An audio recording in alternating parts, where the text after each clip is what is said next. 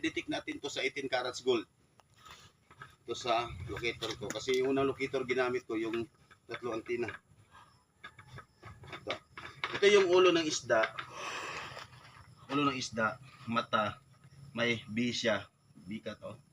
Tapos dito may B na kinakat siya. So dito bro, kita mo dito bro. Letter D. Tapos dito, cutted siya. Pinutol siya. Di ba? Pinutol siya. Tapos dito, makinis. Maganda.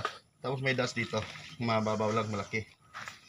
Ngayon, yung direction niya papunta dito. Pero naka-lock point siya. At dito naman, may naka-slash. So, ang ano ko, is papunta tayo doon sa S. S. Kasi isda, water element yan. S tayo dito. Yes. Dito tayo. Footmark. Dito yung footmark. Nakalubog dito yung footmark. Oh. Original pa, hindi pa nakuha. Tapos may C dito. May C. Ito sa lalim. Oh. Papunta sa lalim. Yan. Andun, may ano po din doon, arrow. So ngayon, didik natin dito. Isda, papuntang S. Kasi dito, is parang isda din. Ulo ng isda. May mata siya. Papunta din dito. 45 degrees.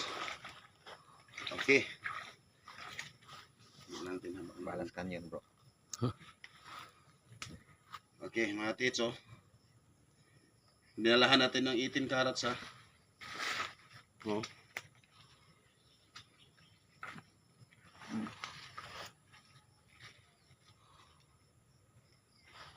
Talagang lilingon siya dito. Oh, tingnan nyo. Iikot agad. So dito, giveaways. Kung ditikin natin ang locator na paglukit ng tunneling, butas papunta dito, meron din siya papunta dito kasi yung mga sign nakapunta ya dito, ang stain iba. Kaya dito, tsaka yung open tunnel, punta dito.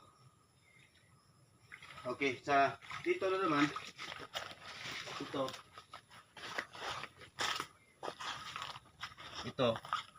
is square. Tapos dito may pagganon dyan, lumang daanan. So may arrow siya. Punta dun sa bato na yan. Yan, may coordinating marker na sign yan. Actually, naka-triangulo sila, bato. Yan, naka-triangle. So ngayon, puntahan natin doon sa direksyon niya kasi yung arrow bumangga sa bato na yan. Puntahan natin kung may mga sinyalis ba doon na may laman. Okay, ito. Ito katits, oh.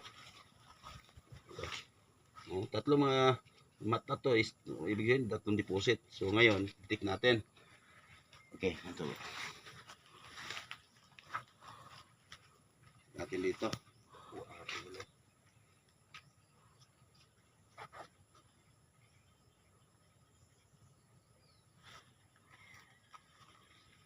Tama, nag-detect din siya dito.